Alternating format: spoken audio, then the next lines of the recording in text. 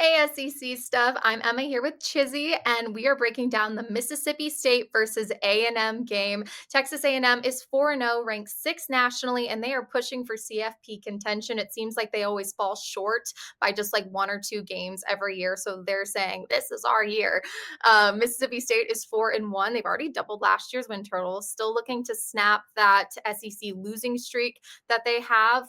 But this is going to be a great game. There's a lot of narratives here with A&M trying to prove that this season is different.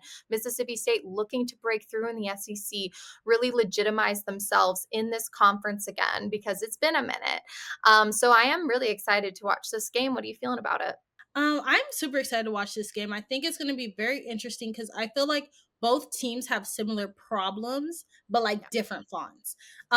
Like you said, Mississippi State hasn't won a conference game in more than a year, so this is a very proven game. But also for Texas A&M on their side, it's more of like Texas A&M fans are kind of tired of the yes, this is our year, and then we're let down. Kind of like a Cowboys fan in a way. Like, is this going to be our break it game, or is this going to be like, you know what, we have really good confidence. We might make it to December, January.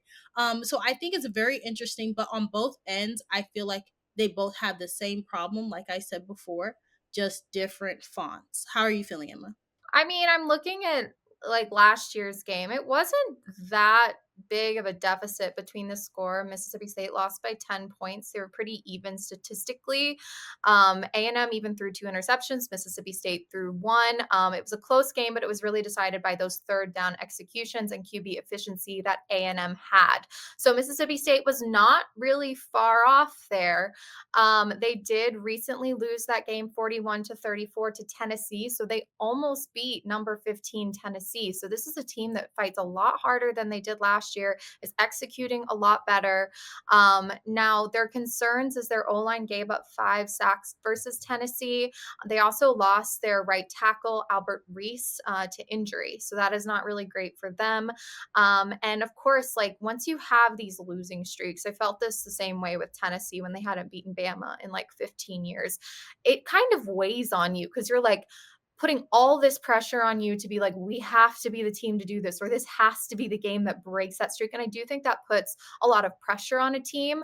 So I'm hoping that doesn't affect them in any way, especially because they're going into Kyle Field, which is in like a really, really hostile environment. But with Mississippi State, I feel like they have a very balanced attack. They are slightly run heavy and they're vulnerable in pass protection, but I think they do have a strong offense that can get points on the board.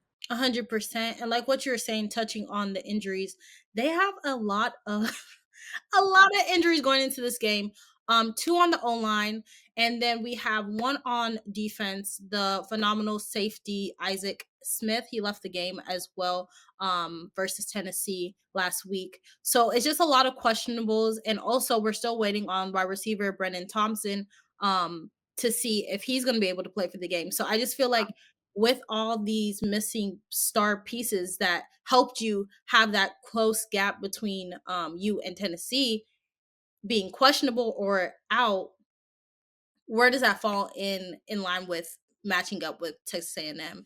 And then another big thing for me, and like I was kind of saying in our video about Bama and Vandy self-inflicted wounds, but this is a bigger wound in terms of penalties for both teams. When I was looking at the stats, I was like, oh, okay, y'all. We just need to play better and we need to play smarter. I need to tighten So we need to tighten up. We really do. Mississippi State has had 47 penalties for 427 yards. Go ahead. Yes. And Texas A&M isn't better. It's a little bit. We're getting there. We're getting closer to deducting 38 penalties for 309 yards. So we have two teams that are causing more self-inflicted wounds on themselves. Um, yeah, so I'm very interested on who's gonna have less penalties. Maybe someone will like wake up and they'll be like, you know what, we want to make that less. We want to stay at our 47. We want to stay at our 38. We don't want to cause more penalties. I really hope so, because if not, I feel like that's going to be the biggest part of the game. Because as an LSU fan, sorry, I had to bring them up. As an LSU fan, that's the biggest thing for our defense. Yes, we play good defense, but the penalties are where it gets us the most and gets us in trouble. So I feel like that's going to be one of these types. It's going to be that type of game for Mississippi State and Texas A&M is whoever just executes the best and doesn't make silly mistakes. Yeah, absolutely. With A&M, I do give them an edge because of their incredible defense.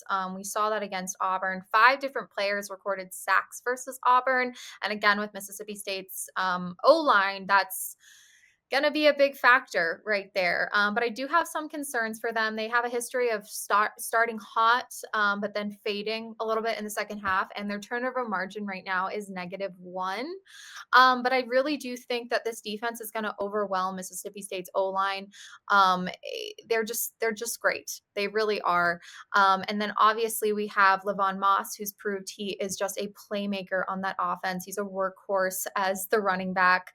And I just think that this offense, while not as explosive in that Auburn game, can definitely put points on the board, can extend drives. But I really think that the X factor in this game is the fact that A&M's defense is so, so strong.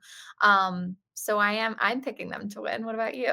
I am too. I feel like though um the spread for the game is a little bit too wide in my opinion. I I saw it agree. at 14 and a half, and I was like, "Whoa, that's kind of that's kind of wide." Like, did we not see last week Mississippi State, Tennessee? Now, if the O line can somehow keep Blake Shapen up, give him time to get the ball out of his hands before he hits the floor, that could be amazing for them. If Fluff Bothwell is enough to carry this offense, he is an incredible back. He had 134 yards versus Tennessee. Then this could be a great game for them as well.